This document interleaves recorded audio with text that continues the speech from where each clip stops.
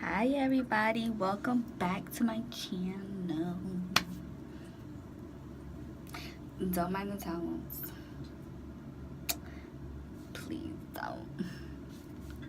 My car's in the shop, so I had to settle for a bathroom video, okay? So, I wanted to come out and talk about one of the surgeries that I've had. So one surgery that I had that was a really big surgery for me was when I found out that I had a 10 centimeter, I don't know why 10, maybe we should play that number, but 10 centimeters seems to be like the thing in this family, so I don't know. But I had a 10 centimeter cyst in my ovaries.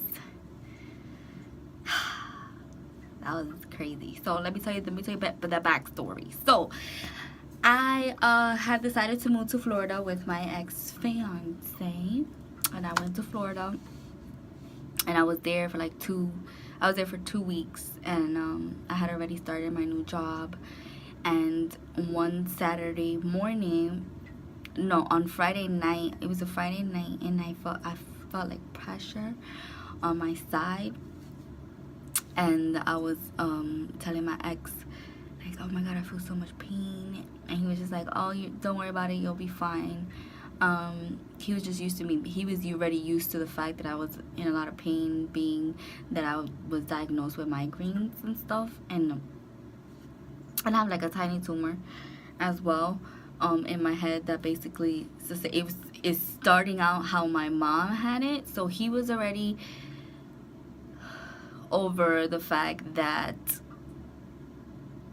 I was going through all this pain. So he was just like, oh, Steph, you'll be fine, like, just go through it. So the whole night I felt like there was just a lot of pressure. I would move and it would hurt. I would walk and it would hurt. Like, it was painful. So it would, like, I would move and it would hurt, right? And it got to the point that I was just like, dude, like, we need to go to the hospital. Like, I really don't feel well. And that's when I knew, because we actually had sex or sexual intercourse that Saturday, like, late morning, and I couldn't even do it. Like, I was in so much pain, and I've never been in pain. I never had pain like that. So I was just like, we need to go to the emergency room because, like, this hurts. And he was like, all right, fine. So we went to the emergency room, and I was like, I know my body, babe. Like, I know my body. Like, this is not something that is just gonna go away. He was just like, whatever. He was extremely annoyed. And so we went to the hospital. We went to the Florida hospital. And when we got there, they did an ultrasound, and then they saw that it was a 10 centimeter cyst in my ovaries, and it was actually making my fallopian tubes like twist. So it's twisting, and the OBGYN came in, and he's just like, I don't know if we're gonna be able to save your fallopian tube, so we're probably gonna have to, like, take that fallopian tube out. And at that point I was already drugged with, like, morphine, a lot of stuff. And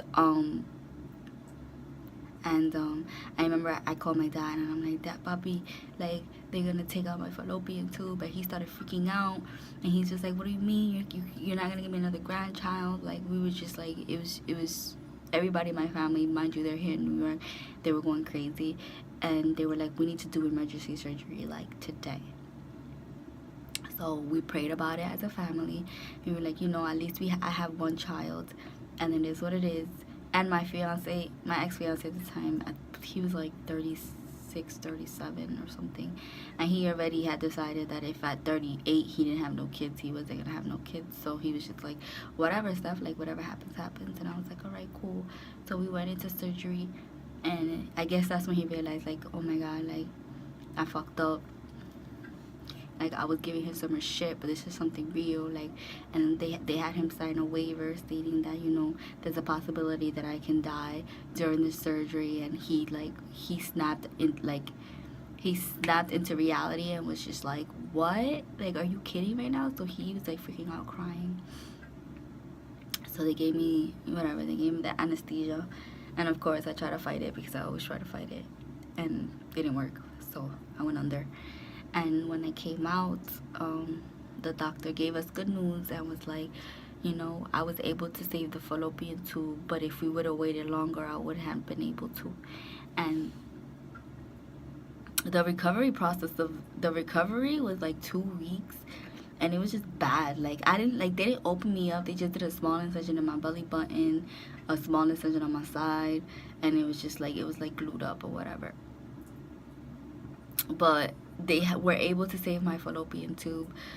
But then my mom flew the next day. Like, she flew over the next day, and she was there. And that's why I'm so grateful for my parents. My parents are always there when I need them. Like, literally, they're always here. Like, guys, when I say my parents, when they see that their child is in need, they come running. Like, those are the type of parents my parents are. So they came running. My mom came running, and then a week later my dad came. And it was hard for me to walk around and move around and do everything. And, you know, my ex was there, but I was just more happy that I had my mom, because nobody can take care of you like your mom takes care of you, you know. So, not like his parents were there and they made me soup or whatever, but it wasn't like,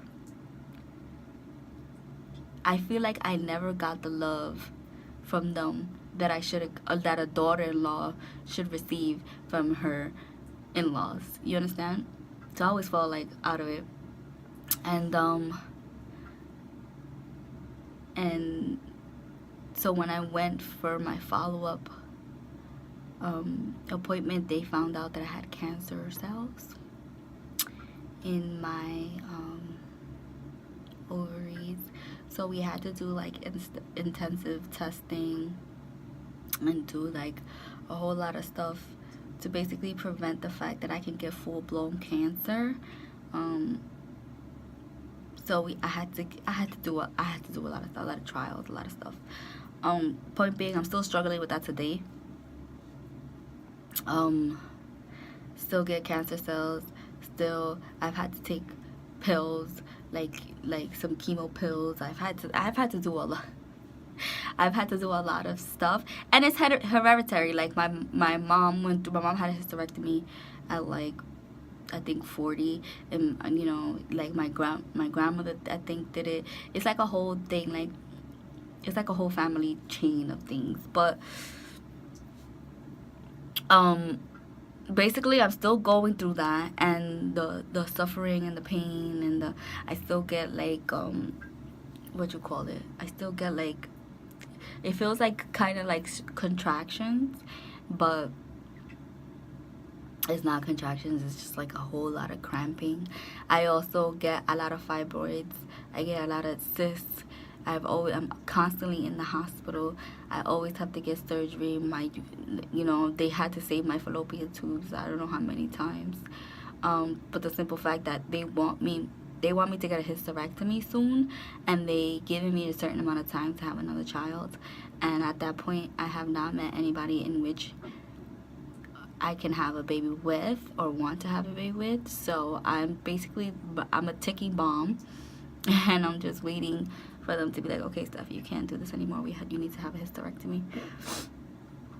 So obviously I'm keeping an open mind about it. I am not stressing myself about it. I'm just, you know, dealing with it day by day, how everybody deals with their own stuff. I've been through a lot of stuff, so that in regards, I already have my daughter. If I can't have any more kids, it's fine. At least I'm grateful to have one. There are people out there who don't even have the chance to have any. So again, I put faith before anything, and whatever God wants at the end of the day. So if you found this video helpful, or if you have any questions about like the journey of like my cancer cells, and like what I go through on a daily basis, and what treatments I've had done, please don't be afraid to comment below. As always, guys, this was a very short video just because like I have stuff to do, but I wanted to say this, and it was it's a very like forward message, like what I went through and that, and still going through with it. So again, if you have any questions, don't be afraid to ask. Go on my Instagram, DM me via comment here on YouTube. But as always, guys, thank you for listening and please like, share, comment, and subscribe. And I will be back with more videos. Thank you guys. Have a wonderful Sunday. Bye bye.